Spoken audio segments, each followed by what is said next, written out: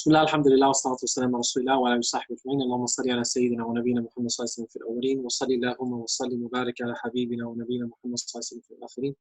اللهم صل على سيدنا ونبينا محمد صلى الله عليه وسلم وكلما ذكره الذاكر والأبرار وكلما غفل عن ذكره الغافلون. All praise is due to Allah subhanahu wa ta'ala, who knows what we reveal and knows what we conceal and even knows what the animals feel.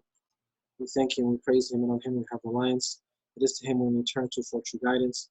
We ask Him to send His peace, His blessings, His mercy on the best of human beings and prophets, Muhammad sallallahu alaihi wasallam, on whom be praised until the very end of our days. We ask Him for steadfastness, guidance, mercy, and to never lead us astray, and for Him to save us on Judgment Day. Welcome everybody, alhamdulillah, to our second session, session 2 of Ramadan Intensive with the Legacy Institute. I want to hear from everyone who did not attend the first session. Write in the group. Okay. No, sorry, let me rephrase that. Who did not attend the first session and did not listen to the recording? Who did not listen to the recording if you did not attend the first session? I'd like to hear from you. Okay, great, no problem. If you just registered, you're excused. I just signed up today. Okay, I know, saw that, no problem. So 1 or 2 people so far. Anyone else did not listen to the recording? Okay, 3. Who else? 4. Who else did not listen to the recording and obviously did not attend? Just 4. Really? Great. MashaAllah. All right, amazing. Awesome. So we have about 4 people, alhamdulillah, and then obviously the ones who are not present, they're probably also excused for not being able to because of time zones.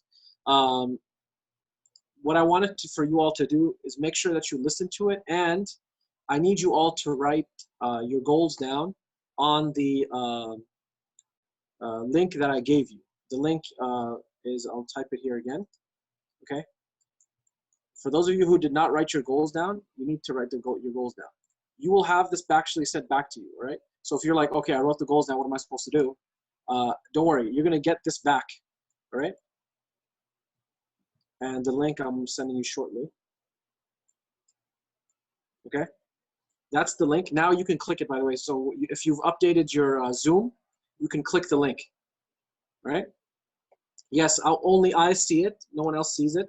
And you will get this back. I will send it to you, inshallah, back to you only, okay? If you tried the video for the link, try again. You might have clicked it too early when it was processing, so try the video again, inshallah, okay? So in any case, the reason why I'm mentioning this all to you is that for you to make sure to write your goals down. Those goals need to be sent, and then we will make the groups right after this, inshallah. So for those of you who are late, you're going to be put in a group late unless you requested it. Everyone who's requested a group, we've got it down. If you want to be with someone in a group, then just message me, inshallah, and we're going to get that all settled by the end of today. Okay, so bismillah, alhamdulillah, the first aspect that I want you all to just kind of reflect over is, how has Ramadan been for you so far? Okay, how has the quarantine Ramadan been for you, for your family? How has it helped you in your worship? Has it been a blessing?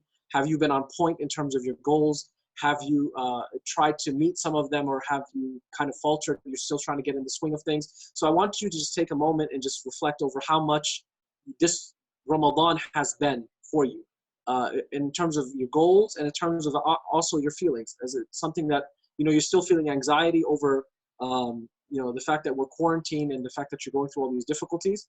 Or the idea is, mashallah, you've benefited from it in a way you've never thought.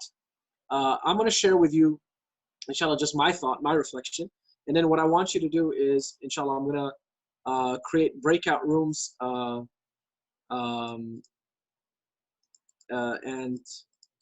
In those breakout rooms, you're going to discuss with each other what are some of the benefits and reflections that you've had in Ramadan.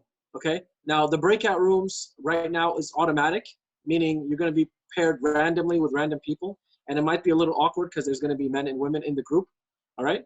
But we're going to fix this next time, inshallah, when we have your reflection circles. right now, I'm going to create a breakout room, okay?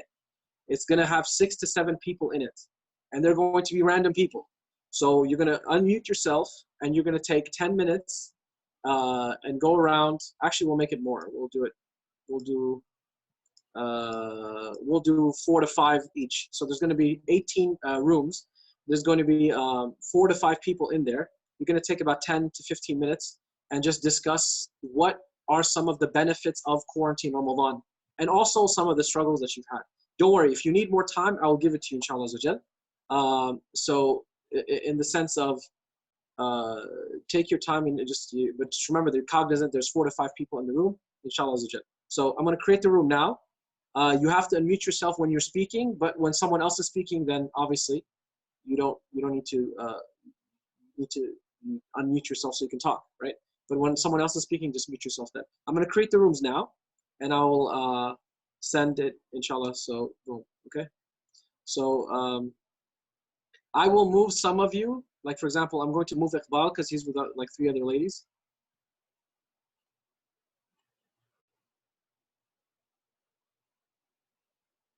Okay.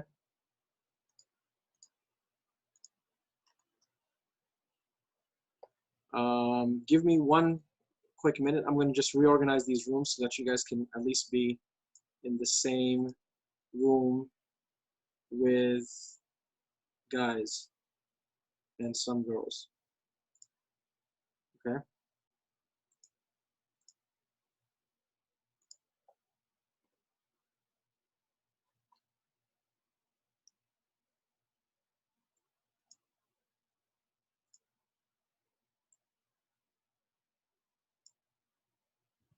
The thing is, mashallah, there's so many ladies in this intensive. It's throwing off our numbers a little bit. So we have to create these interesting.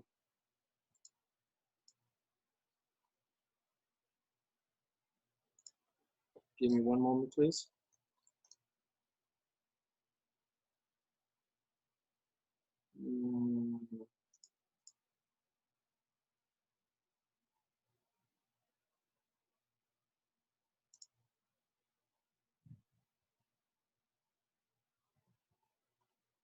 Okay, we're gonna go live very shortly.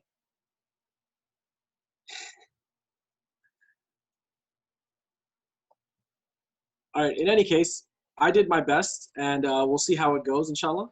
There's still obviously mixed group, but we're gonna fix this, inshallah, next time. So there's gonna be guys and girls in the same room, and I want you to share. If you want to type it out and you don't feel comfortable talking, then that's fine. But the idea is to share. You have 10, 15 minutes to discuss, and the room's gonna start right now, inshallah. Okay?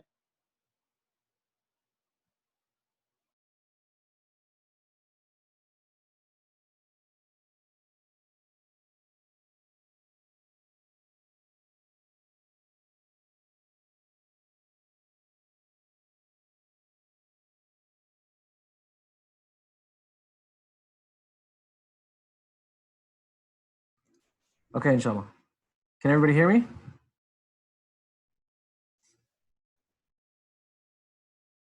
All right. I need you all to join in the breakout rooms. There's 7 people that haven't joined yet. 6 people. Okay. What I want you all to do, can everybody hear me? Or no, not yet?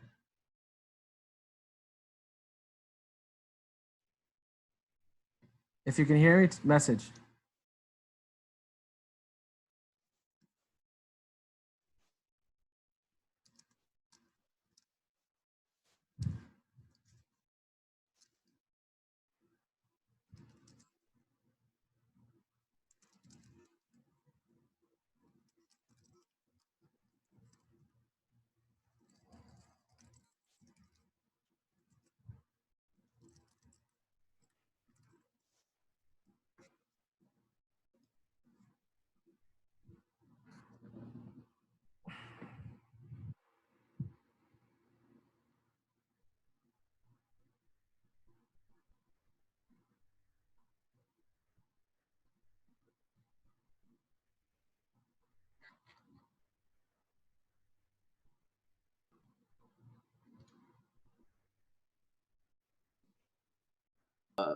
benefiting from connecting with each other. So the blessing of just having time and asking your kids, hey, what do you think about this verse we're going to read? Read like a story about Musa alayhi salam or Adam, and ask them what they think about it, and kind of like guided the discussions as well. Does anybody want to share what they benefited from? Anybody want to share? You can raise your hand. Do like the hand raise motion. There's a button for it, and then I'll unmute you. No one wants to share. You can even type it. It's fine. Okay, go ahead. Tariq, go ahead, bro.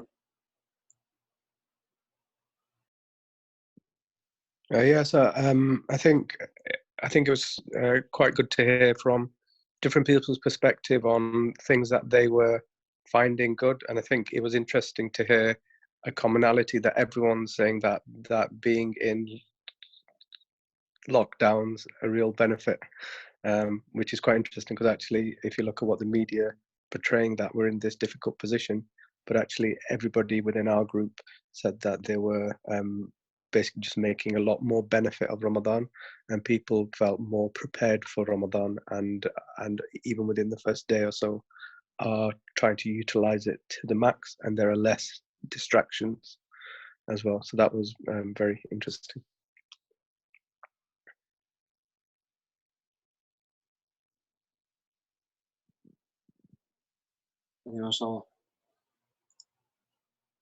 We have people saying, for example, Taraweeh family has been amazing, alhamdulillah. We seem to be having similar thoughts on lockdown. SubhanAllah, so much access to knowledge and teachers we would not otherwise have had access to. That's one of the amazing things. Like, for example, I'm doing the daily reflections on Facebook and Instagram, and mashallah, I'm connecting with people that I've kind of wanted always to have everybody in one room and have just a discussion on Quran. So the first day was with Hassan Faye, mashallah. If you all, mashallah, his recitation is amazing. Today was with Sheikh Yahya Ibrahim. Tomorrow is going to be with Sheikh Maryam. We're going to have Umar Suleiman and Sheikh Suhaib Webb and Nihal Khan and mashallah, like just a lot of people that I've been wanting to just sit with and just have a vibe, a Quran like jam with, and have a discussion with. And alhamdulillah, just even with recitation of the Quran itself, the more you connect with it on a personal level, the more you benefit and are blessed with it. And that's where we're going to kind of start off with, connecting with Surat Taha and how it relates to how we should also connect with the Quran throughout Ramadan. So we went into some great detail with regards to the introduction to the chapter of the Quran. So Surat Taha, we said it was the 45th in chronological order. It's not the 45th in order of the Quran. It's the 45th in the chronology of the Quran, right? So when the Quran was revealed, as you all know, the Quran was revealed in not the order that we have it now. That order we have now was set by the Prophet Muhammad ﷺ. So the Quran was revealed in a different chronology than it is in the book that we have now. And why is that? There's a lot of wisdom behind that. Part of the wisdom is that Allah subhanahu wa ta'ala wanted to show his wisdom and to show his ability that he is the one who controls time. So only someone that can control time is someone that can set particular messages or guidance for specific events that took place in the life of the Prophet ﷺ, and at the same time, this be applicable throughout the life of the Prophet, and then be gathered in a way that will be put in a book, and then that book is universal for all time. So the beauty of this book being in the way it is shows you that it's a miraculous book. No one can do that. No human being. I can't write down for you a message right now that's applicable for you for the next 15, 20 years, or even for a different context, a different person. What about if I tell you, okay, I'm going to put 5 different messages for you, and then later on after I pass away even, that message is going to be, applicable to any kind of life or any kind of situation that you go through. No human being can do that. So this is one of the most powerful moments of understanding the miraculous nature of the Quran. It was revealed for specific moments in the life of the Prophet ﷺ, but then it was brought together in an order other than it was first revealed, in the order that we have it now, and in it has wisdom and benefit and guidance in its order as well. Taha was the 45th in chronology, and it was revealed in the end of the 4th year of prophethood, meaning 4 years after the Prophet Muhammad ﷺ became a prophet, and towards the 5th year. In this year, which was 4 years after the Prophet ﷺ became a prophet, I want you to see how old he was. So the Prophet ﷺ, when did he become a prophet? When he was 40 years old. So 4 years after that, that means he's around 44, 45 when Surah Taha is being revealed. And what's happening? There's a lot of animosity. Animosity has now built to Muslims. And Islamophobia has gotten to a higher level. So the Prophet ﷺ was first commanded to speak Islam only to his family first for 3 years. So for 3 years, all of his family were the ones that received the message of Islam, and that teaches you the importance of family. How much our attention, as well as our catering and the guidance, as well as taking care of those around you, and how much the message is directed to them, how important it is. The Prophet ﷺ spent 3 years. He didn't go outside. He was commanded, وَأَنذِرْ عَشِيرَتَكَ الْأَقْرَبِينَ, speak to your family members. And then what happens is the following year, which is the 4th year, the third, after the end of the 3rd year, going to the 4th year, Allah subhanahu wa ta'ala commands the Prophet ﷺ, Ya ayyuhal muzammil qum fa'anzir, right? Oh, the one who is wrapped, stand up and proclaim, give the message of Islam. So that's when people started, when they saw the animosity that the Prophet ﷺ was getting, then people started to become afraid that they didn't want to accept Islam, because so many people went against him. The Prophet ﷺ, in that year when he was given that command, he stood on a mountain called the mountain of Safa, which is in Mecca, right next to the Kaaba. That mountain people would get on in order to warn people of a great danger that was going to befall the city. Think about it like as your emergency code. You know what you get on your phone, and that's a weird noise that comes on the radio? That's basically what happens when somebody gets on the mountain of Safa. Something big is about to happen. So the Prophet ﷺ gets on the mountain, and then he calls them out by their tribes. So everyone, oh, people of you from California, oh, people of Sacramento, oh, people of San Diego, oh, people of Los Angeles. And everybody starts like, what's happening? There's a State of the Union address, something's going on, right? So everybody gets, worried. They all come around the Prophet ﷺ, and he says to them, what would you say if there was an army behind this mountain, and I would tell you that they're here to come to destroy all of Mecca? They're like, we believe you. You are a sadiqun ameen. You're the most truthful. You're the most trustworthy. So the Prophet ﷺ then used this moment of attention and saying, look, if you're so afraid of what's going to happen to you if an army were to attack, what about on a day that you are going to have consequences for your actions and rewards for your deeds? What about that day?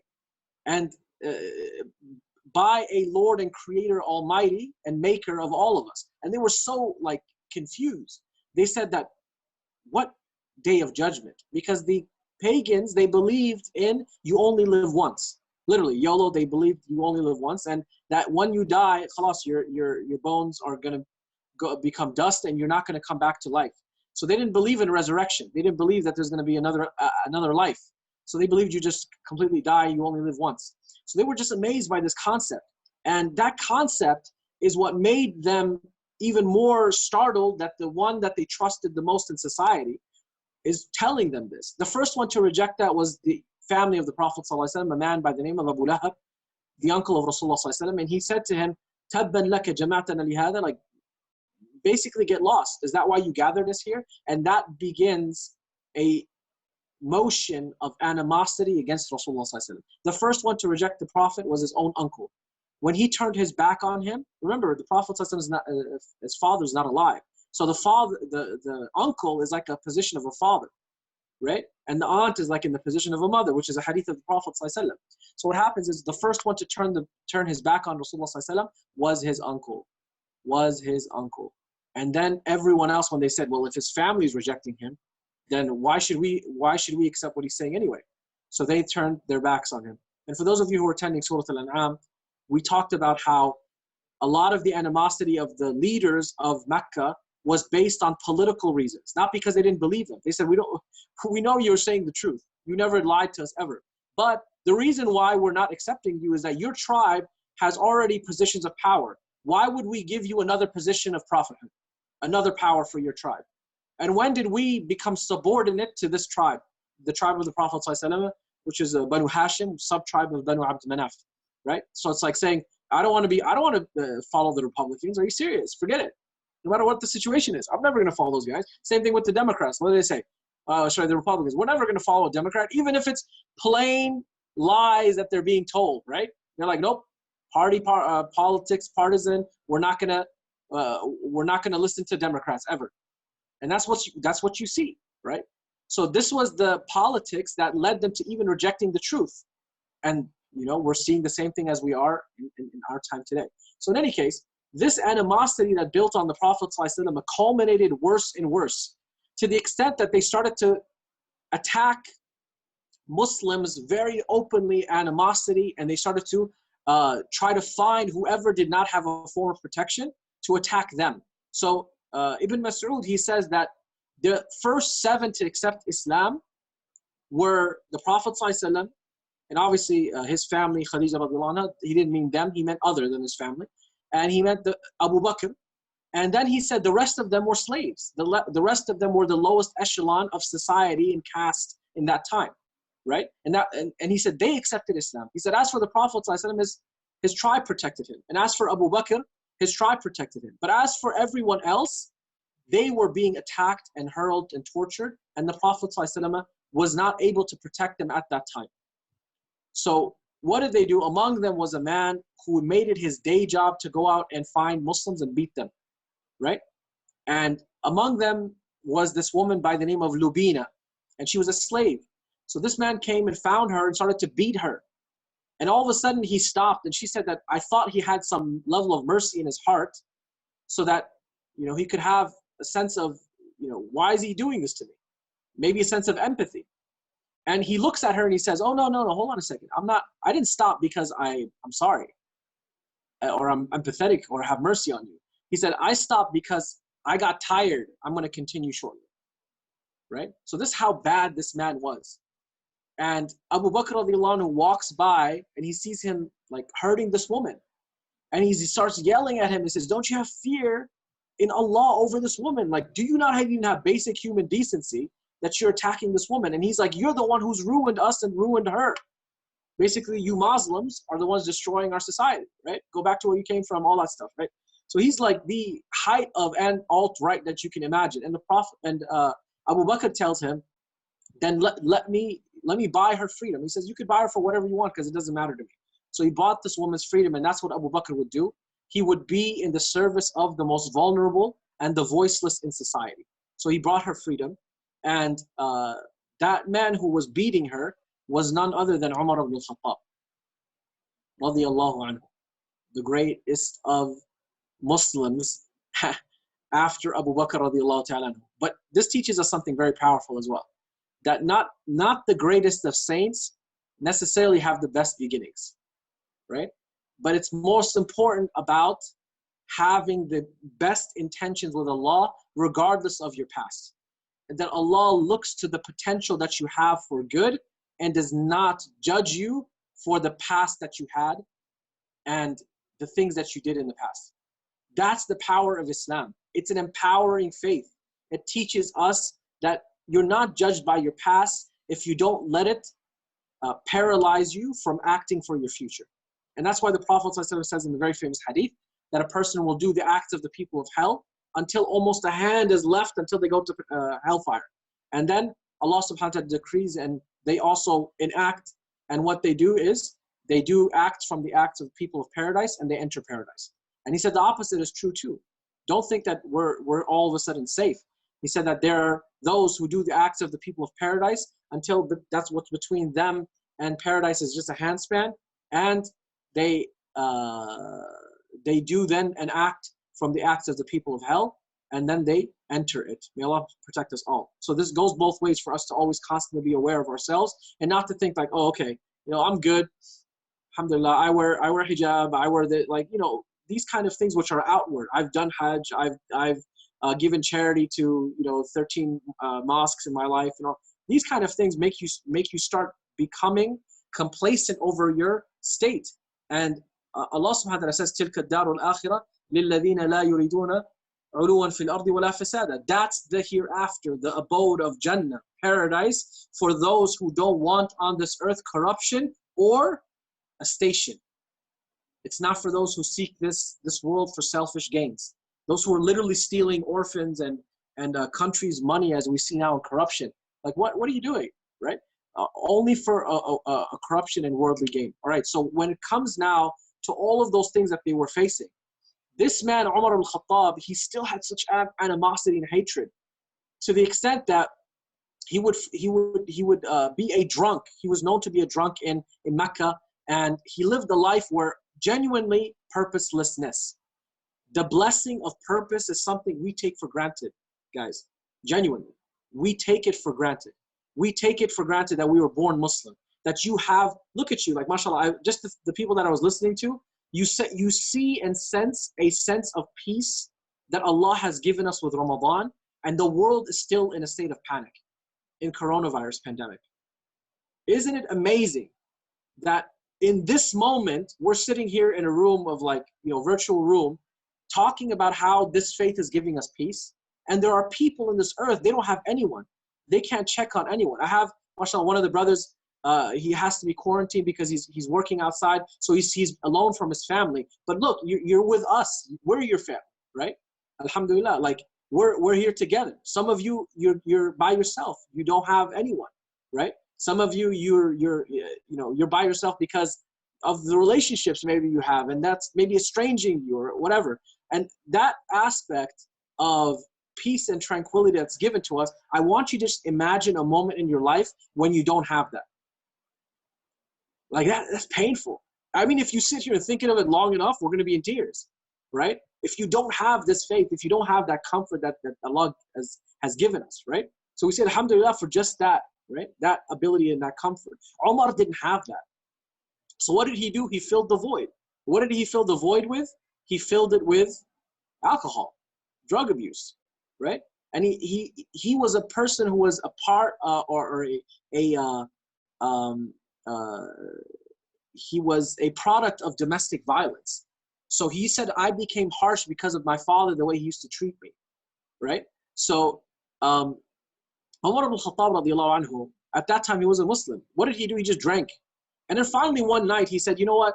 Like, what is it with this Islam? Like, what is this faith that these people talk about? Let me go hear what the Prophet ﷺ is saying. So what he does is he goes to the Kaaba at night when no one can see him. And the Prophet ﷺ is praying in front of the Kaaba. And he hides himself underneath the cloth. Like, this is to the level that he hated Islam. Right? He doesn't want to even hear the Prophet ﷺ to see him listening to the Quran. That's how much this guy hates Islam. You ever talk to like Islamophobes and they're like, and you tell them like, hey, let's have a coffee. Let's go out. They're like, no, I don't want to hear it. I'm good. Right? I'm 100%, this, and I'm not going to change, and etc. So that was Umar. He didn't want even the Prophet to hear him or see him, that he's listening to him. So what he does is he hides underneath the cloth of the Kaaba, and he shimmies in his way until he's within hearing distance of the Prophet ﷺ praying in front of the Kaaba. And then he starts hearing the verses that are being recited.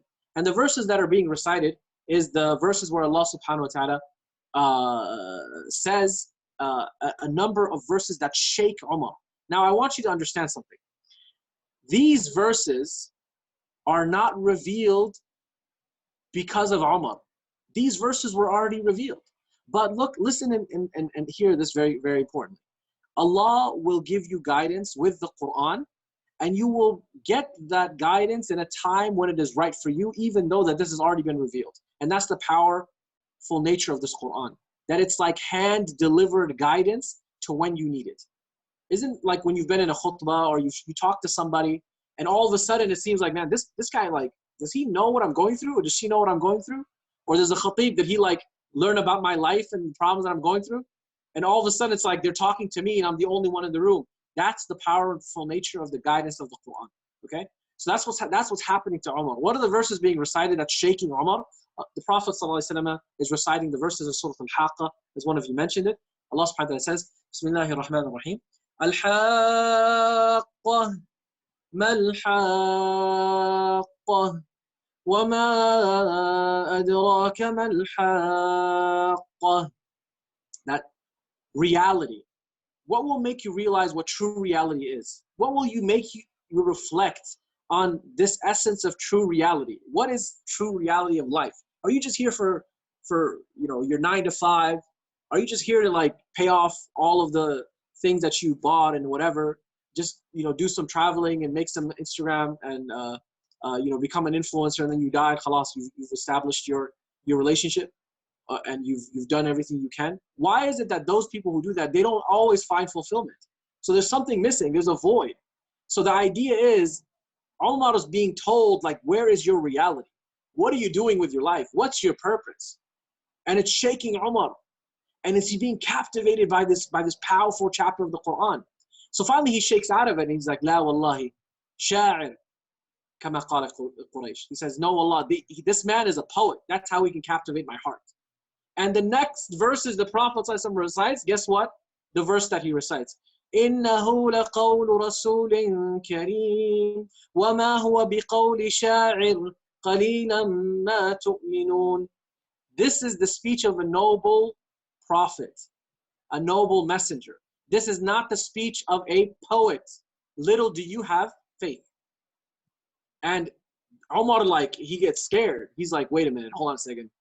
This is not normal. Was the Quran literally revealed at that single point to respond to Umar? No, it wasn't. It was already revealed. But Umar is at the right place at the right time because Allah wants him to be. Because Allah wants him to be. He's going to listen to the Quran that's going to shake him. And then Umar, he gets scared. His, like, probably hair, you know, raises on his skin. And then he says, La wallah kahin alima ma fi nafsi. He's like, no, I swear by Allah, this man's a person that deals with devils. That's why he can know what I said to myself, right? And the next verse the Prophet ﷺ recites, it's as if it's responding to Umar now. Allah subhanahu wa ta'ala says, وَمَا هُوَ بِقَوْلِ كَاهٍ قَلِيلًا مَا تَذَكَّرُونَ. And this is not the speech of a man that deals with devils. Little do you remember. And Umar was so afraid, he literally just ran. He ran out of the cloth. He's like, I'm going home. I'm done with this.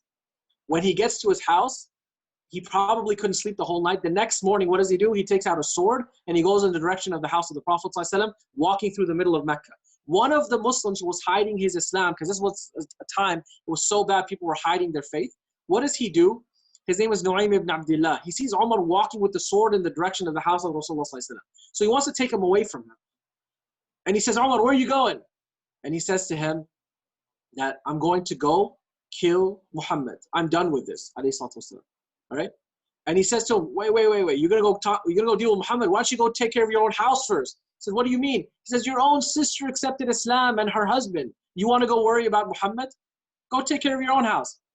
And you might be like, that's messed up. Why would he do that to the sister of Umar radiallahu ta'ala anhu? But he wanted to take him away from the Prophet by throwing him at, you know, go a different way. And Umar ibn Al Khattab got so angry, he ran in the direction of his sister's house, Fatima radiallahu anha. Fatima bint Al Khattab. Okay, Fatima bint Al Khattab. And when he approaches the house, he hears Quran being recited. There in the house is a companion by the name of Khabbab ibn Arat, a companion who was black, Arab, who was 18 years old when he accepted Islam. And he was among the first scholars of the Quran that used to teach it to people. He was in this house, and he used to be a slave and a blacksmith, okay? He was in the house teaching Fatima bint Al Khattab and her husband Sa'id ibn Zayd. And when Umar comes near the house, he can hear the Quran being recited. So he knocks on the door, and they're like, who is it? He's like, Umar, is that the Quran I hear? Open the door. And they're like, okay, that's it. We're going to die, right? Khabbab al-Arat runs away. He goes into the closet. He's like, I'm not going to die today, right? And what happens is they open the door once Khabbab hides, and he's like, where is the person who was reciting? Or is it true that you're Muslim? And Fatima bint Al Khattab does what every good sister would do, right? She says, it's none of your business, right? Go away. It's none of your business. So Umar Khattab yells at her saying, is it true that you're Muslim? And she says, yes, it's true, and you can't do anything about it, just like any sister would say, right? And her husband, Sa'id ibn Zayd, jumps in front of Umar al-Khattab saying, listen, like, let's calm down here, right? And Umar goes to punch Sa'id ibn Zayd. And he hurls that punch at Sa'id ibn Zayd, and Fatima bint al-Khattab dives over Umar al-Khattab to stop Umar, and he swings at her as well, and she falls, and he hits her, and she also gets hurt. So when he threw her and hit her and she fell on the ground, and then Umar radiallahu anhu sees what happened and that she's hurt, he calms down. Umar radiallahu anhu calms down. So he throws his sword. He's breathing probably loudly, and then he says to Fatima, listen, give me the parchment, the manuscript where you were reading the Quran. Let me read it. And she says what any like good sister would at that time. No, you're not clean. Go wash yourself and then I'll give it to you, right? So still attitude at this time, alhamdulillah. But in any case, what happens is he goes and he washes up and he comes and says, okay, give me the parchment. I'll give it back to you. I'll give it back to you. So then he takes the parchment and he starts reciting what's on this parchment. You know what's on that parchment? Surat Taha, this chapter that we're going to reflect on. And I want you all to just look at these verses and to just read them with me, inshallah, about how one of the greatest men in Islam was affected in Islam. Okay? And that is when Allah subhanahu wa ta'ala says in these verses that Umar read, that he's holding in his hands. Allah subhanahu wa ta'ala says, Bismillahir Rahmanir Rahim. Taha ما أنزلنا عليك القرآن لتشقى إلا تذكرة لمن يخشى تنزيلا ممن خلق الأرض والسماوات العلى الرحمن على العرش استوى له ما في السماوات وما في الأرض وما بينهما وما تحت الثرى وإن تجهر بالقول فإنه يعلم السر وأخفى الله لا إله إلا هو له الأسماء الحسنى. Allah subhanahu wa ta'ala says to his prophet, Taha, these are letters of the Quran, which no scholar knows 100% what they mean. This is from among the secrets of the Quran. We don't know what it 100% means. But it's as if Allah subhanahu wa ta'ala is saying, from these letters, Ta, Ha, Alif, Lam, Mim, Ra, right? Kaf, Ha, Ya, Ain, Sad, Ya, Sin, right? All of these letters that we created from these letters, speech that could encompass and be speech of the Almighty. So it's as if it's a sign. From these letters, we brought to you guidance to humanity. That only these letters can encompass the guidance and the speech of Allah subhanahu wa ta'ala that we revealed it in. So it's among the secrets of the Quran, and it's also a form of tahaddi or like a challenge. If you can bring something close as the Quran, then bring something like this. Allah subhanahu wa ta'ala says, we have not sent down the Quran for you to be in a state of distress, sadness, worry, or anxiety. Allahu Akbar. Isn't that powerful? Who's reciting this? The one who's the most upset at Muslims. He thinks that they're the ones who cause their, anguish, distress, hardship. They're the ones that have done all of this to them. And Allah subhanahu wa ta'ala says, in this verse, He says, we have not sent down to you the Quran so that you may be in a state of sorrow, anguish, or distress. For those of you who think Islam is making your life hard, no. Who's making your life hard? We are. We think that this faith has been brought down for distress, and it's not. This faith has been brought down with this book in order that we may have peace and tranquility. And we'll talk about, inshallah, the details of this very soon.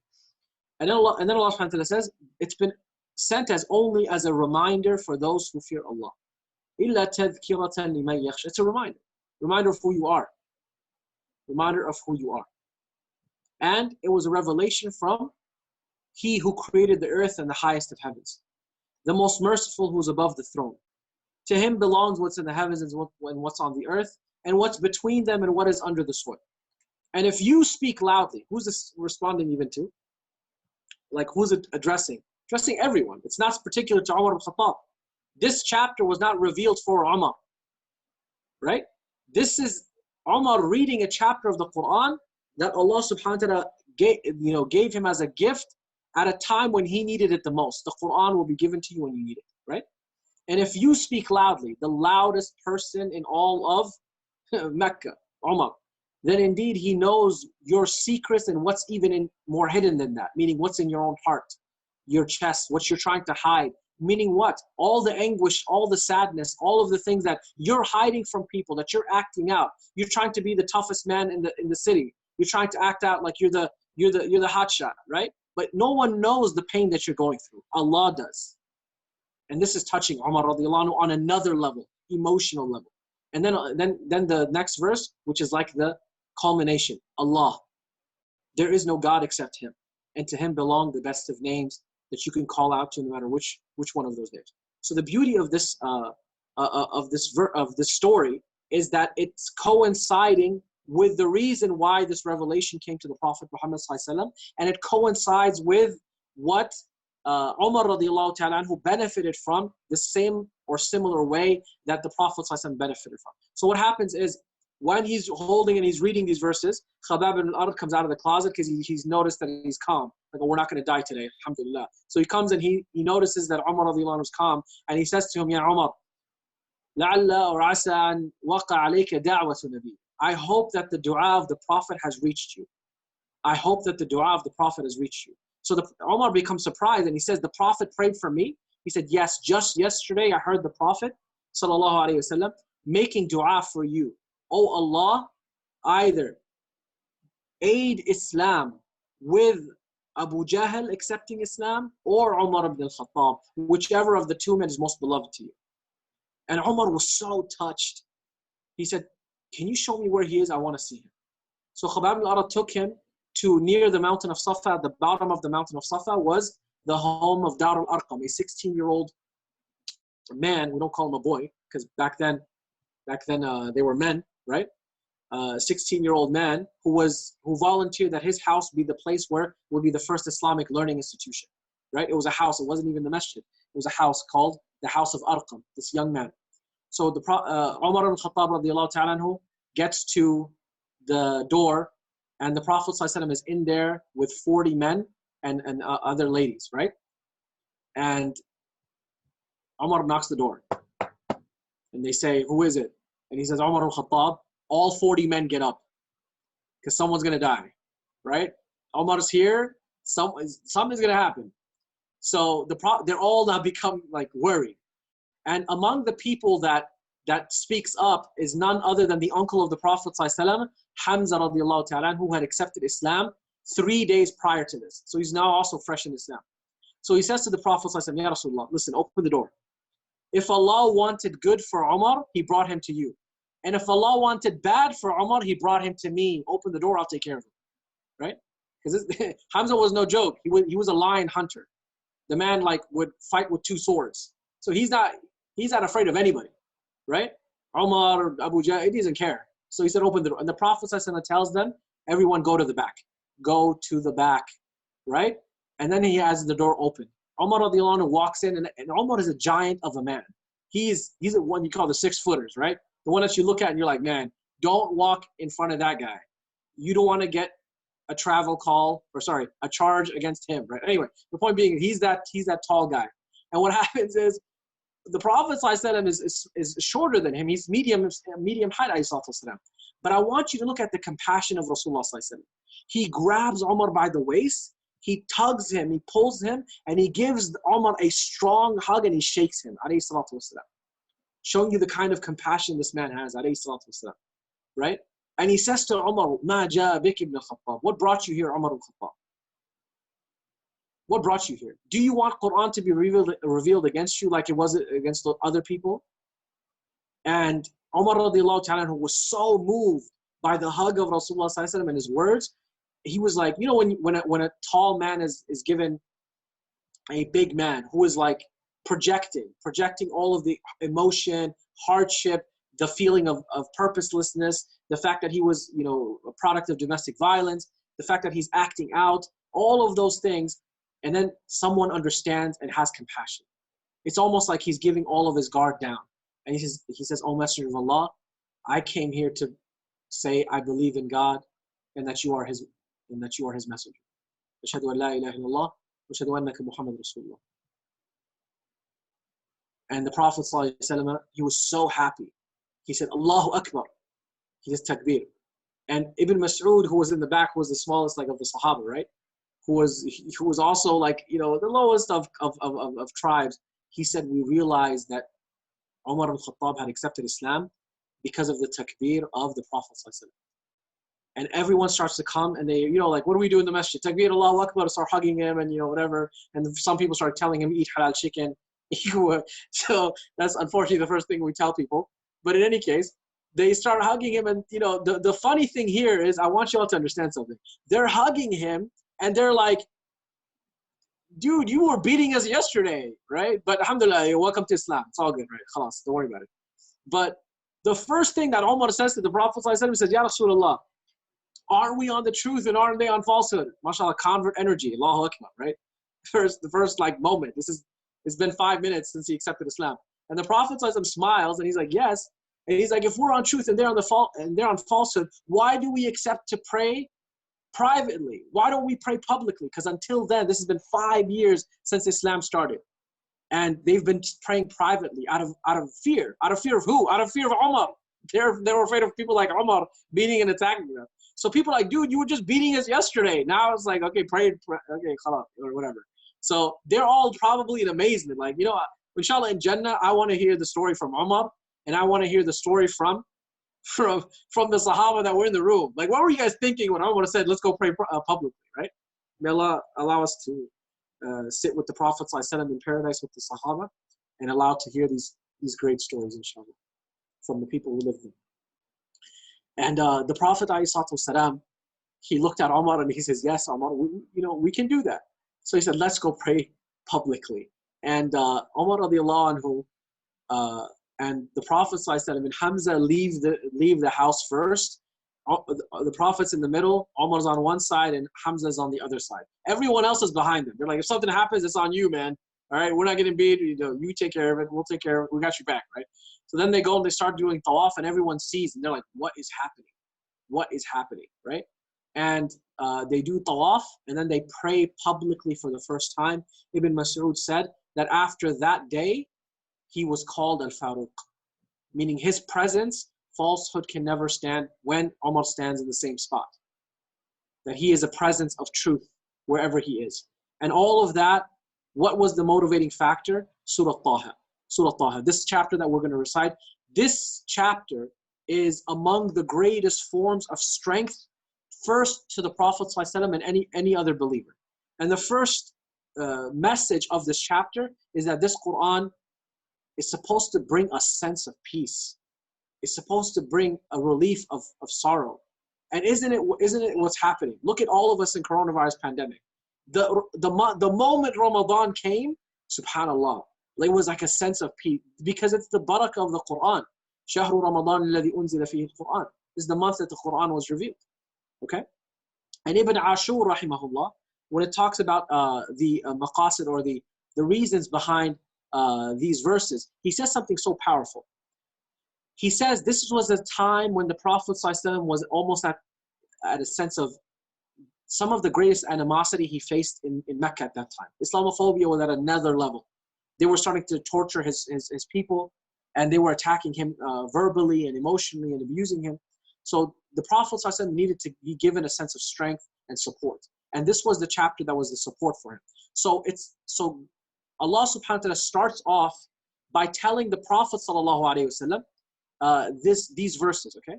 Let me just go back to the screen so that you can see it, inshallah, when we're reflecting it so that you can understand. So now we're going to be going into the tafsir aspect of understanding these verses. So when Allah subhanahu wa ta'ala says, مَا أَنزَلْنَا عَلَيْكَ الْقُرْآنَ لِتَشْقَى, we have not sent this Qur'an for you that you may be distressed. The scholars mention that this verse was because the Prophet ﷺ was taking it upon himself so much that he would pray to the extent that he would basically his feet would hurt ﷺ, in order to have strength. And the Prophet ﷺ, Ibn Atiyah rahimahullah and Muqatil and Fakhruddin al-Razi also mentions this, but he says that it has a level of weakness. And that is that the Prophet ﷺ would have actually a rope that he would hold on to while he would pray in the night. in order to get this kind of strength. So what happens is the Quraysh, what they did is they started to speak about the Prophet ﷺ and saying, listen, man, is this what religion does to you? You look like you're miserable. How are you benefiting from this? So they said that you're miserable actually. This faith made you miserable. You're in a state of sorrow and anguish. So Allah subhanahu wa ta'ala revealed the Quran responding to them. This Quran was not revealed for sorrow and anguish. Okay, so this is why the scholars mention with regards to why Allah subhanahu wa ta'ala gave it to the Prophet ﷺ as a response to those pagan mushrikeen who were rejecting a Nabi alayhi salatu wasalam. The next verse where Allah subhanahu wa ta'ala then continues by saying, إِلَّا تَذْكِرَةً لِمَنْ يَخْشَى. It's a reminder for those who have a sense of awe and fear of Allah subhanahu wa ta'ala. Yakhsha is not the same as khawf. Okay? The word for fear is there's levels of fear, okay? The basic level of fear is called khawf. It's just the sense of fear. The sense of fear where you're like paralyzed and you can't almost move, and it's almost like a terror in your heart, is called ru'b. Okay? Then there's this type of fear which is ajib. This type of fear is called khashya. And that's where this verb comes from. Yakhsha, from khashya. And khashya is not a fear of something that you feel threatened from. Okay? Khashya is actually a fear of someone you hold in awe and magnificence, and you almost like look up to them. So this is a fear of, like, if you could say you have fear of your parents in that way. Like your sense of awe for them is where that you fear the consequences. That's why, like, they say the mom's look or the dad look, right? They just look at you and you're like, man, I messed up, right? And sometimes they don't even say anything, and that to you is actually worse than if they were to punish you, right? And that the teachers look, the mothers look, etc., right? So that is the sense of awe. You have khashya. You have khashya. Some people are ru'b, like you're just afraid terror, likewise, right? Just stay away from it, right? But some people have that level of awe and grandeur, and that's what we have. But the highest level of that is for Allah subhanahu wa ta'ala. Like, we don't fear Allah more than we love Allah subhanahu wa ta'ala. We hope in His reward more than the fact that we are fearful in His punishment. That's the reason why. If you didn't love Allah, then you wouldn't worship Him. You wouldn't turn to Him. You wouldn't make dua, right? If your fear is so much, it starts becoming almost like a sense of content. Okay, and then Allah subhanahu wa ta'ala continues in the verses by saying, it's a revelation from the one who created the highest heavens and the earth, the most merciful, who is above the throne. To Him belongs what is in the heavens and what is on the earth, and what is between that and what is under the soil. And if you speak loudly, then know that He knows the secrets and what is more hidden. We talked about this, the idea that Allah knows what's in our hearts, and Allah knows the problems that we're going through, all the anxieties that we have in life, all of the struggles that we individually have. Allah is aware of them. So when you connect with Allah, that's a sense of relief, because it's the sense of acknowledgement from a higher being. And not only just a higher being.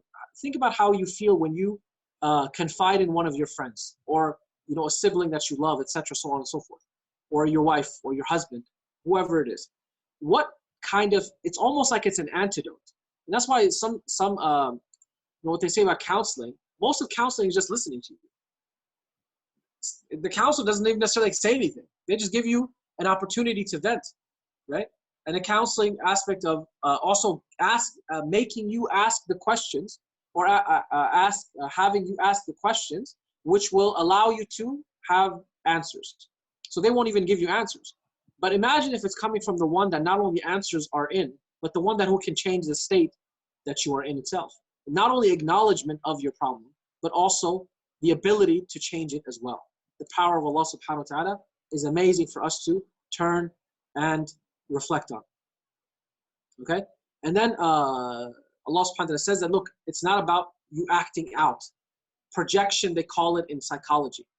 وَإِن تَجْهَرْ بِالْقَوْلِ فَإِنَّهُ يَعْلَمُ السِّرَّ وَأَخْفَى. All the things that we project in our lives, right? What do? We're allowed. Sometimes they say, like, do not be so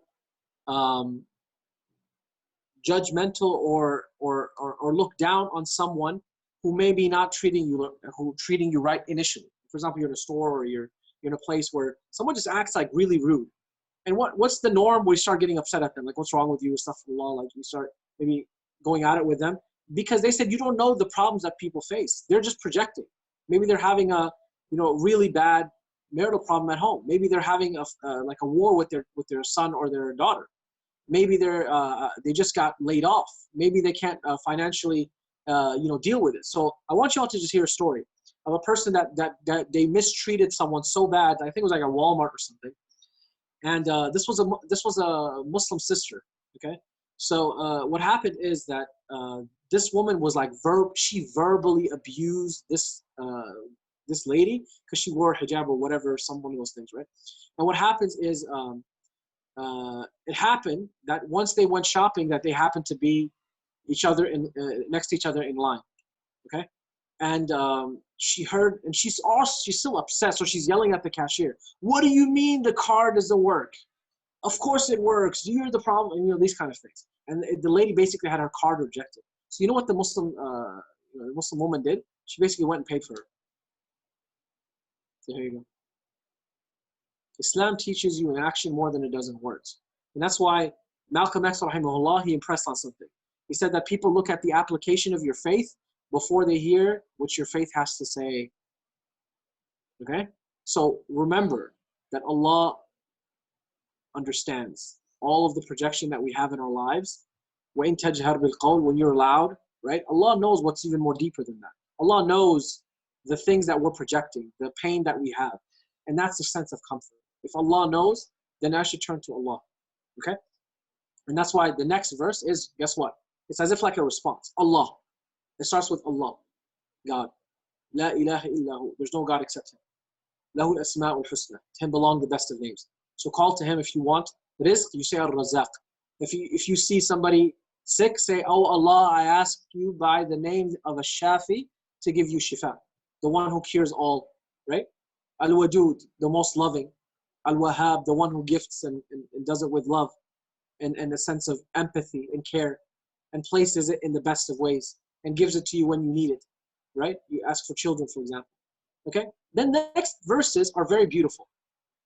Allah subhanahu wa ta'ala says, وَهَلْ أَتَاكَ حَدِيثُ مُوسَى, and has the story of Moses reached you? Who can tell me why? Why did Allah start the second portion of this chapter with the story of Musa alayhi salam? Who can tell me? But why Musa? Don't tell me what the objective is. We know the objective is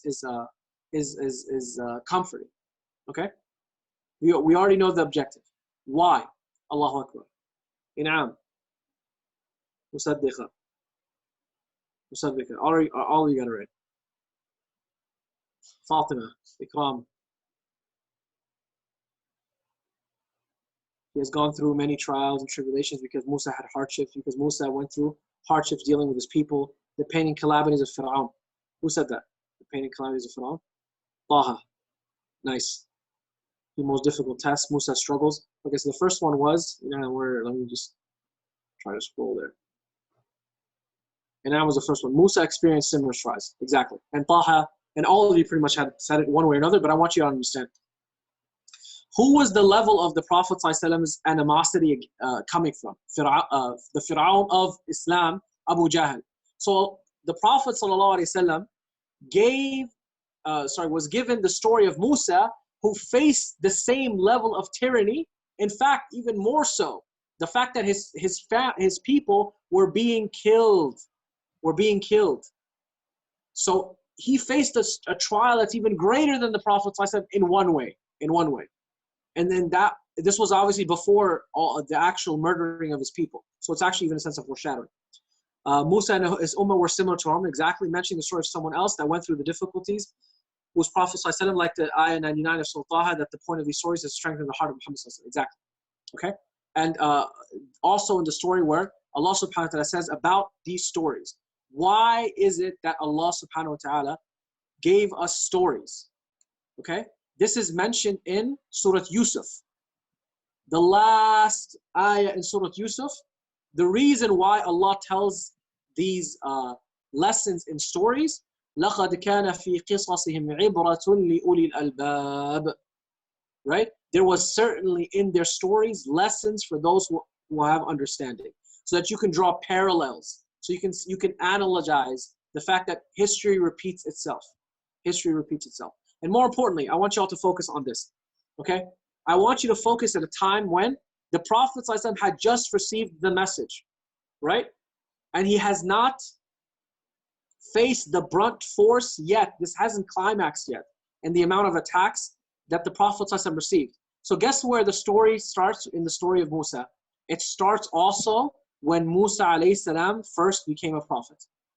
To draw a parallel between the Prophet Muhammad ﷺ and Musa alayhi salam.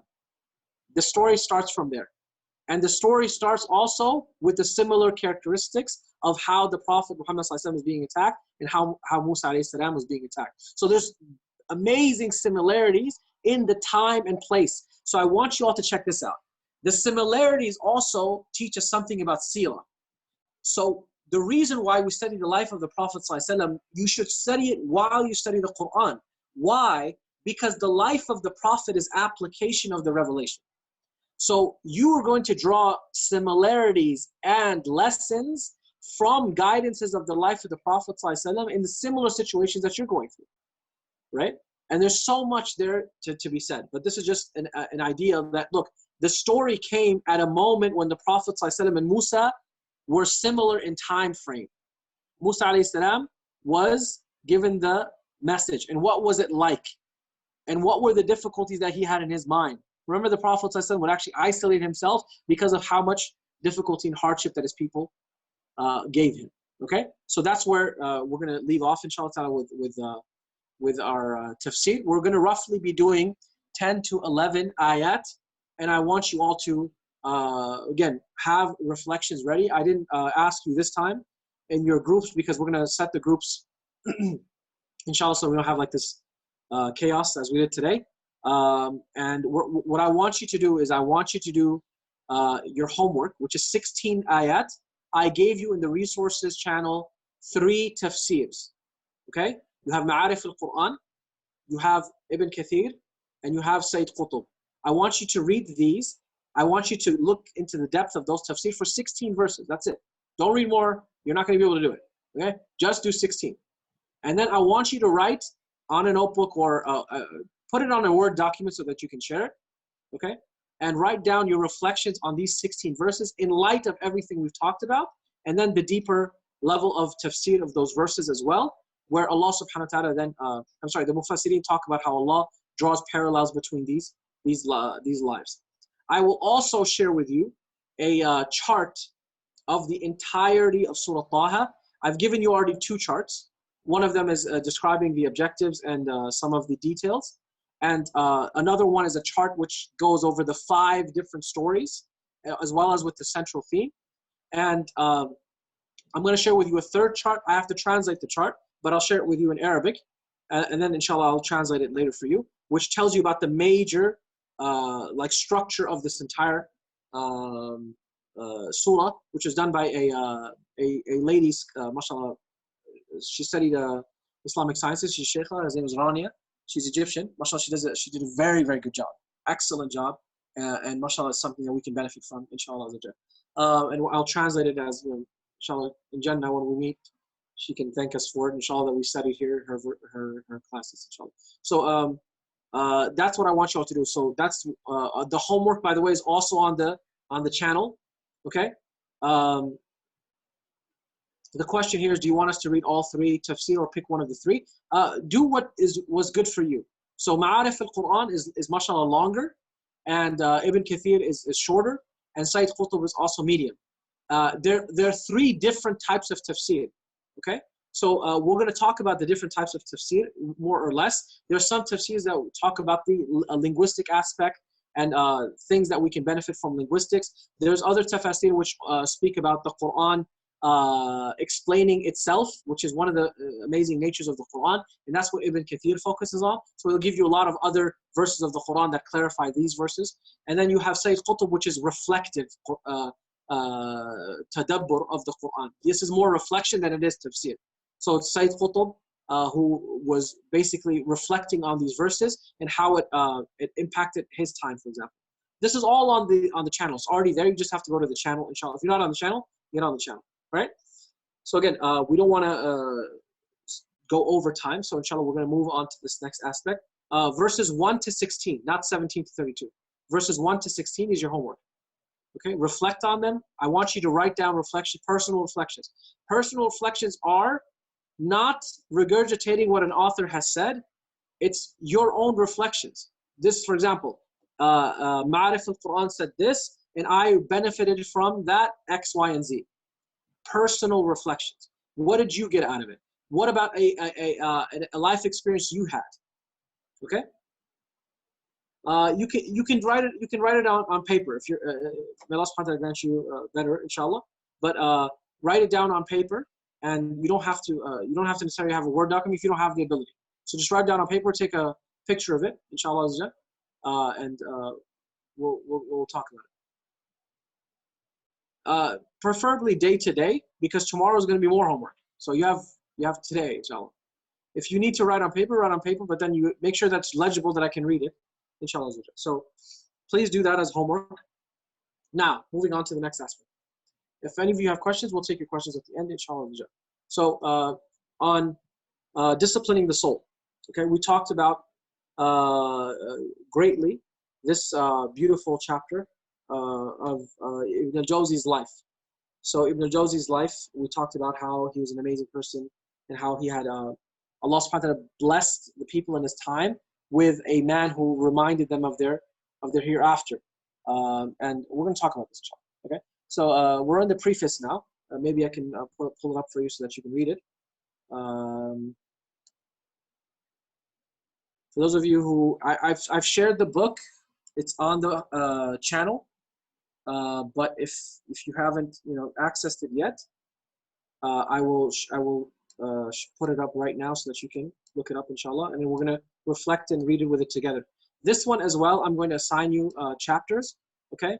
But again, since this is the first session still, I haven't given you that as an assignment yet, but this will be as another homework assignment, inshallah. You have to read the first 2 chapters. Okay, so let's just get through this, inshallah. Okay.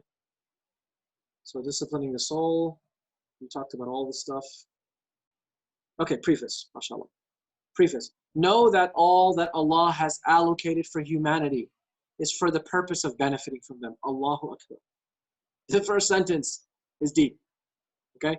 Everything that Allah has given for humanity is for the purpose of benefiting them. This is the ayah in Surat Al-Baqarah. وَجَعَلْنَا لَكُمْ مَا فِي الْأَرْضِ جَمِيعًا. I'll tell you where to send the homework. Right now, inshallah, let's focus on this aspect. I'll tell you where to send the homework, inshallah. Okay? Allah subhanahu wa ta'ala says that Allah has made everything on the earth for you. It's a faculty for you. So what does that entail? Meaning what? Don't abuse it. Don't abuse it. Don't abuse it. We have made everything on the earth for you. Allah says. So everything on the earth is for the benefit of humanity. And Allah subhanahu wa ta'ala says about Ramadan, يُرِيدُ اللَّهُ بِكُمُ الْيُسْرَ وَلَا يُرِيدُ بِكُمُ الْعُسْرَ. Allah wants ease for you, does not want hardship. So somebody comes and says to us, man, you guys don't even have water? Yeah, we don't have water, Habibi. It's okay. Like, you drink, mashallah, a lot. That's not going to harm you. But we, exercising intermittent fasting, which just got found out for about 3-4 years ago, that happens to be good for your body. We're exercising a month of that, and it's until sunrise to sunset, not the whole month. Alhamdulillah, it benefits us. And that's why, subhanAllah, the more we scientifically see the benefits of fasting, subhanAllah, there are so many people that are fasting, they're not even Muslim. Why? Because of the benefits of intermittent fasting. And guess what? Go look it up. I'm not even going to send it to you because it's just so much. They say that, you know what, intermittent fasting is best when you do it like twice a week. You do it for like a full day. And they're like, hey, maybe Mondays and Thursdays. Literally. There's articles about this. So it's kind of interesting. In any case, he says, know that Allah has allocated for humankind or humanity for the purpose of benefiting them. Okay? Either to bring the benefit, such as the desire for food, or to prevent harm, such as the capability of anger. That said, when the desire for food is in excess, it becomes gluttony and hence harmful. On a similar note, anger, when it imbalanced within a person, becomes mischievous. Okay? So the idea is excess. Allah came to prevent and protect us from ourselves. Why? One of the means that a human being destroys themselves is always excess. So why do you think the reaction then is also wrong as well? So when we talk about, for example, things that we do in excess, the opposite also becomes a reaction and also wrong. Human beings by nature destroy things with their own hands. Allah subhanahu wa ta'ala says, وَلَا تُلْقُوا بِأَيْدِيكُمْ إِلَى التَّهْلُكَةِ. Allahu Akbar. Look at the verse. Do not throw with your own hand. Literally, do not throw with your own hands into destruction. Or do not throw with your hands into destruction. So you're the ultimate cause of your own death. There's a friend of mine.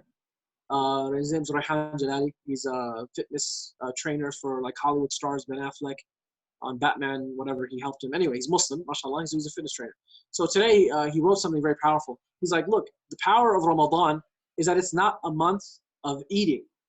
It's a month of fasting. We all know that, right? But it becomes a month of eating when we're shoving food in our faces. And he says, you should eat to live, not live to eat, because we are killing ourselves with the things that we put in our body. SubhanAllah. And he has books. He's a graduate and a specialist in all this. So the idea of a person who realizes how much harm we've been creating to the environment. And maybe this is Allah teaching us. Remember when I said that in Surah Al-Baqarah, Allah says, we have created everything on this earth for you, all of it. For what? For you to be responsible caretakers. Not to do tabdhir, which means to absolutely destroy and to waste. And that's why the Prophet even says, when you're even making wudu in a river, don't waste water. SubhanAllah. In a river. Meaning what? Like, don't destroy the environment. How can you waste water in a river? You're destroying the environment by putting things in the river that are not necessary, for example.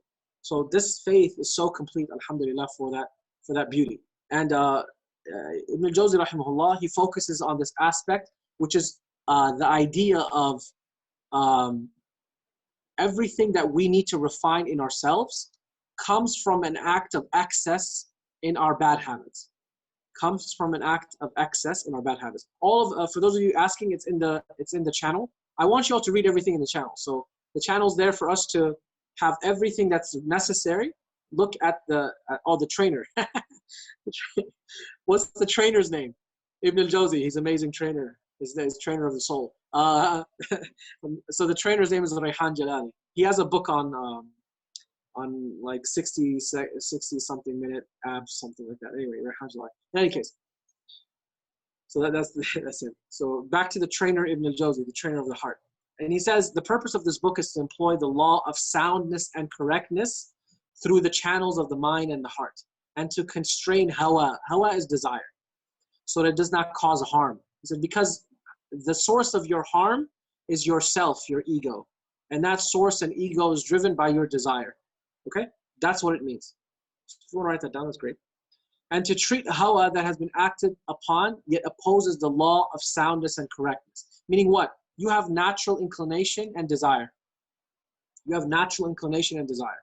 For you to say, I'm going to suppress my desire entirely is not human, and neither is expected from us by Allah subhanahu wa ta'ala. Allah did not say, do not have relations with your spouse, period. No. Allah subhanahu wa ta'ala says, even after the verses of the fasting, what? That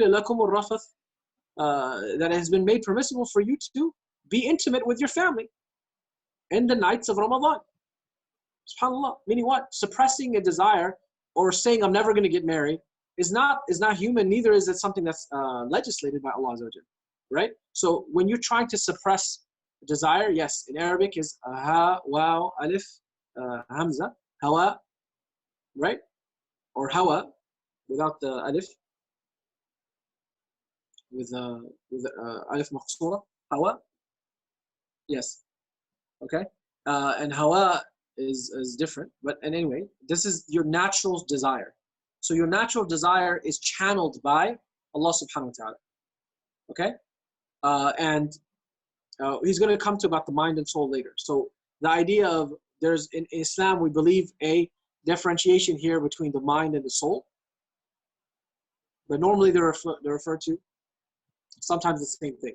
It depends on the context. So when we talk about the soul, you also have context. You have the soul, meaning you're a body and a soul. So you're composed of two aspects, okay? And then also soul means like a individual. And also soul means meaning like your ego, your nafs. So we're going to use these words interchangeably, and you're going to refer to, like when we talk about the ego, you're going to hear me say nafs, you're going to hear him say soul, you're going to hear nafs and ruh are the same. And it can be different based on the context. So again, based on the same thing I've mentioned to you. Nafs can mean ego. And in the context of spirituality, it usually means your ego. It usually means your self-driven, like selfish want. That's what an ego is driven before, right? So good question in that sense. And he says, for this reason, I've divided the book into 30 chapters, and he discusses them. So the virtue of the mind. For those of you who've been asking about the mind, here it is, okay? We're going to cover just a little bit of this, and then I want you all to read the first chapter and the second chapter and write your reflections. Write your reflections. So what we're going to do when we start out with, I'm going to ask you guys a question about your reflections in your groups. I'm going to first see on accountability. Then I'm going to ask you to do your reflections with your group of what you benefited from, okay? And then we're going to do tafsir, and then we'll do the reflections for the disciplining the soul, okay? And then we'll do the next chapter, inshallah. And that's how we're going to go and function. And I will also add and increase on certain things. I've already given you a to-do list for your daily Ramadan, okay? So that's what you're held accountable for. I'm going to slowly increase by giving you like a dua if you want to memorize. For those of you that want to. I'll give you, for example, a dhikr that many people don't know about. That's not often mentioned. So I will share with those in the group so that you can increase throughout Ramadan, things that you can do, inshallah. But one of the most important things, again, is your accountability. I'm going to put you guys in accountability groups, all right? And you have to take it seriously. At the very least, you'll be embarrassed to say, I didn't do it, okay? So that's good, alhamdulillah. And then you'll be embarrassed, not only in your group, then you'll be embarrassed to me, and then you'll be embarrassed to everybody else. So the point being is, I'm not going to put you on blast, but the point is accountability helps us do, right? And inshallah, that will help us together, inshallah, to fulfill. So the virtue of the mind, he starts with the virtue of the mind.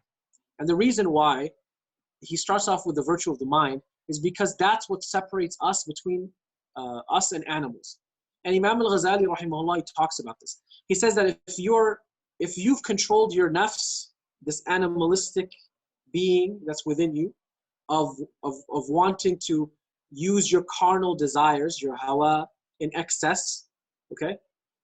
If you control it and you're able to tame it with the idea or with the subservience and servitude to Allah, then your nafs is closer to being an angelic nafs. An angelic nafs, meaning what? Angels absolutely obey God, Allah Azza wa Jal, without any kind of choice. They just obey, okay? So you're closer to an angelic. But your status is higher. Why? Because the angels don't have a choice and you do, okay? And secondly, he said, if you lose control over your own nafs, your own ego, right? And it's able to control you, then it's actually closer to your nafs being closer to an animalistic type of ego.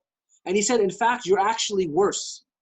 A'udhu billah, may Allah protect us, right? He says you'd be actually worse. Why? Because an animal, right, doesn't have intellect, doesn't have, in that sense, the same level of rationality as a human being. Whereas you do, but you're doing that which animals do. So in that way, Allah says the same thing as well in the Quran. Allah subhanahu wa ta'ala says, Hum kal an'am bal hum adal. They are like cattle, but they are even worse and more misguided. Because why? You were given rationality, and I was given rationality. People were given rationality, and they didn't employ it the way Allah subhanahu wa ta'ala has given to us. So that's the whole point of the virtue of the mind. That's what separates everyone and their virtuous and righteousness in the sight of Allah subhanahu wa ta'ala.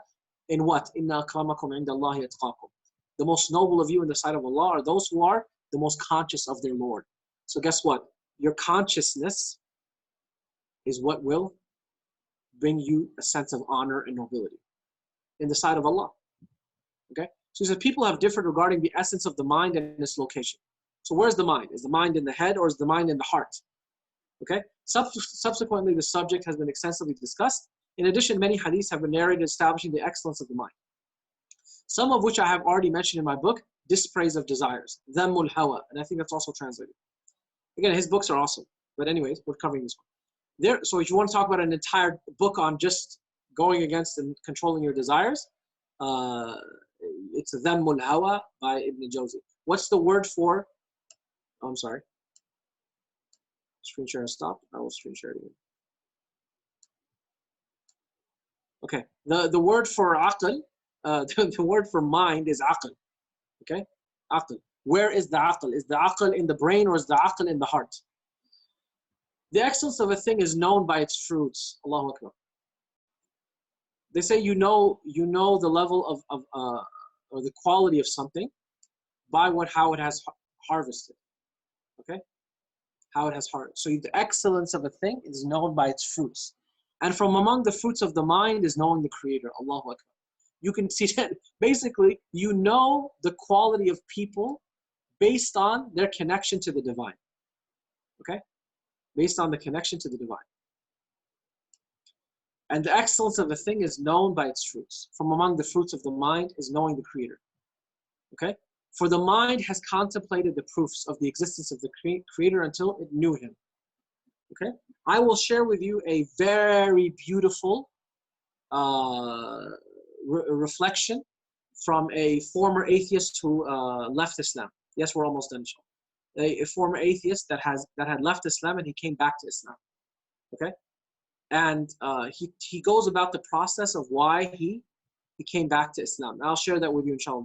Okay, and he says it has schemed to get the mind has encouraged obedience to Allah and to His messengers. It has schemed to get all that is difficult to obtain, and it tamed the animals. It taught man to build ships on which he reached what the sea had prevented men from reaching, and it tricked the birds of the sea until they were hunted.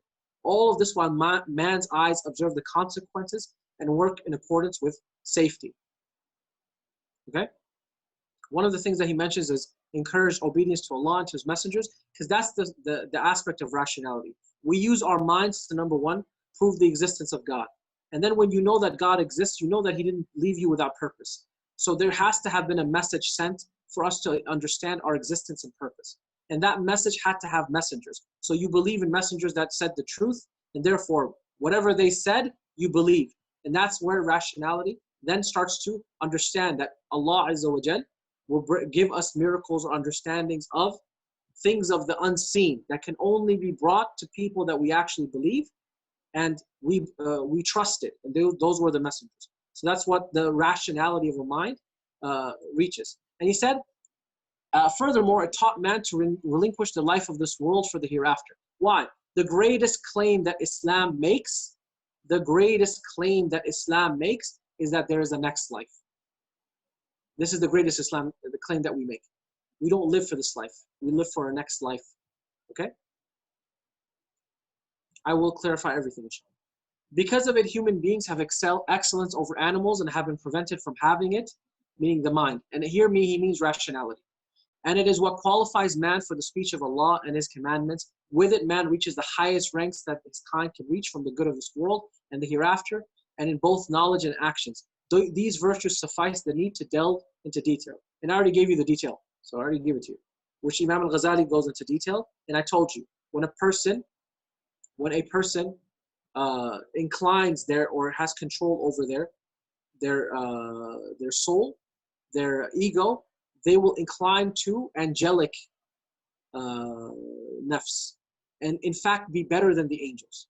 But if they degrade and they can't control their own ego with the rationality that Allah gave them, then they become worse than animals, because animals don't have rationality. Animals don't have irrationality like human beings. With that, inshallah, I want you all to write your reflections down on this chapter and the next chapter that we're going to go through, inshallah. I apologize for going over by 11 minutes. Okay? And also to bless all of you. Any of you who wants to stay behind to ask questions, you're welcome to. But anyone who wants to go, you can go. As far as the homework, it's mashallah, Taha posted it incomplete. And you can also see it on the channel. The channel will have all of your homeworks. The channel will have all your resources. There's a difference between the channel and the group. The group is for our discussions, questions. You have anything, etc. I maybe ping you on a question, so on and so forth. And the channel is for all our resources. The channel link is going to be, I'll send it in the group again. It is, it's been posted, but I'll send it again, inshallah. Okay? All right, anybody have any other questions? No, the timings that we have now will be now for the rest of the month, because it's too early for the UK, and it's too late for too early for the US, and it doesn't work out for the UK. So what we're going to do is discuss what we're going to do with Friday. Are we going to keep it or are we not? I'm going to send out a poll because it seems to be a little bit difficult for people. Inshallah. All right. Allah bless you. Will there be books? The book is already on the channel as well. You just got to look for it. It's like the third post in the channel, inshallah. The book is on the channel with my disclaimer about the book. My disclaimer about the book is, if you can buy the book, then buy the book, please. Because we want to support Muslim businesses, especially this is a small business, so we want to support them. They're not like a major corporation, which if it was a major corporation, I'd share with a PDF anyway. Yes, we'd really appreciate a gap between classes to get the homework done with meaning, inshallah, yes. Inshallah, we'll talk about that. It depends on people, bi'idhnillah. Sorry, I got distracted with a quarantine birthday drive-by. I will follow up for the chat, inshallah. If anybody has any questions, you can ask. Otherwise, jazakumullah khair for attending. I hope you benefit, inshallah. And then and please remember to do, I will tell you, the homework just do for now for yourself. I will tell you what to send the homework, inshallah. Okay? In the group, because there's some people that are not here. Inshallah. All right, we're good? No other questions? No problem. You can write it on paper if you're not comfortable with tech or you don't have the means. You can write it on paper, inshallah. Alaikum salam. All right. No other questions, inshallah. May Allah bless all of you. Subhanakallahumma wa bihamdik. Ashhadu an la ilaha illa anta astaghfiruka wa atubu ilayk. Allah bless all of you. Assalamu alaikum wa barakatuh. Okay, inshallah.